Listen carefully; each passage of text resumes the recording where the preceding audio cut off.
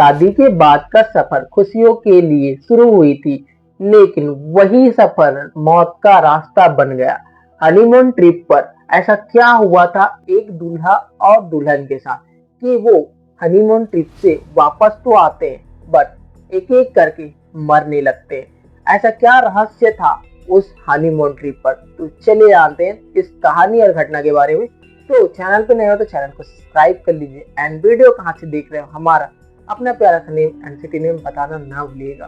मेरा नाम हेमंत है। ये कहानी और घटना जो है बेंगलुरु से है, जहाँ पे एक लड़का होता है जिसका नाम सूरज होता है। बड़ी धूमधाम के साथ उसकी शादी होती रहती है एक लड़की गनावी के साथ। दोनों ही बहुत ज्यादा खुश थे, दोनों फैमिली भी बहुत ज्यादा रईस थी और उनकी शादी एक लग्जरियस होटल में होते रहता है। जो सूरज होता है वो फूड डिलीवरी के फ्रेंचाइजी लेकर अपना काम करता था और जो गनावी है वो भी अपना डिग्री कंप्लीट करके शादी के लिए हाँ करके दोनों की शादी होती है 29 अक्टूबर 2025 को बड़ी धूमधाम के साथ।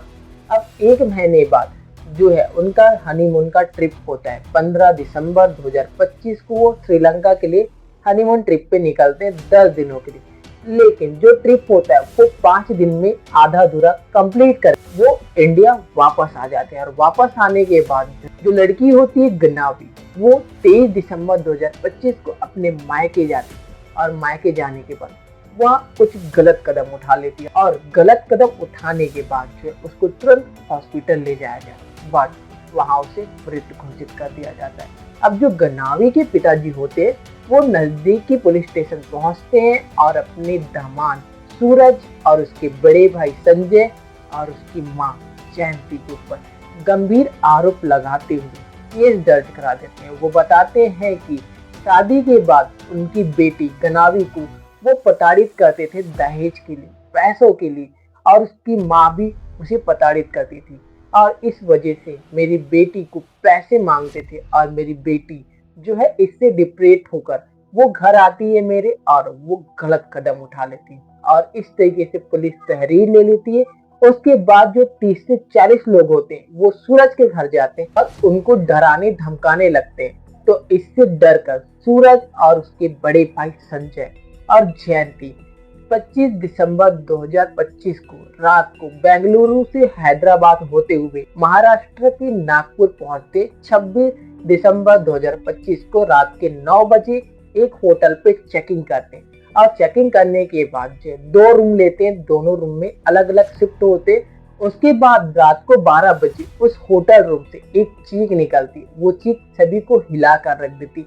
जब सभी उस होटल रूम के बाहर पहुंचते और जो अंदर का नजारा होता है वो वाकई हैरान करने वाला होता है। जो लड़का कुछ ही घंटों पहले रूम चेकिंग करता है वो भी अपने आप को खत्म कर लेता है और खत्म करने के बाद जो तुरंत उसे नजदीकी हॉस्पिटल ले जाने की कोशिश किया जाता है, लेकिन ट्रीटमेंट होते होते उसकी भी डेथ हो जाती है। अब उसकी माँ जो है अपने बेटे को इस हालत में देखकर वो भी अपने आप को खत्म करने की कोशिश करती है, पर वहाँ बहुत सारे लोग होते हैं, इस वजह से उसको बचा लिया जाता है और उसका भी अभी ट्रीटमेंट चल रहा है। और जो सूरज का बड़ा भाई है संजय वो मीडिया में आके खुद बताता है और पुलिस को भी कॉल करके बताता है कि जो भी उसकी पत्नी गनावी है उसके पिताजी जो भी हम पे आरोप लगा रहे हैं वो सब गलत है, क्योंकि मेरा भाई कभी दहेज के लिए पैसा मांगा ही नहीं था, बल्कि जो हनीमून ट्रिप पे गए थे 10 दिनों के लिए उसके बीच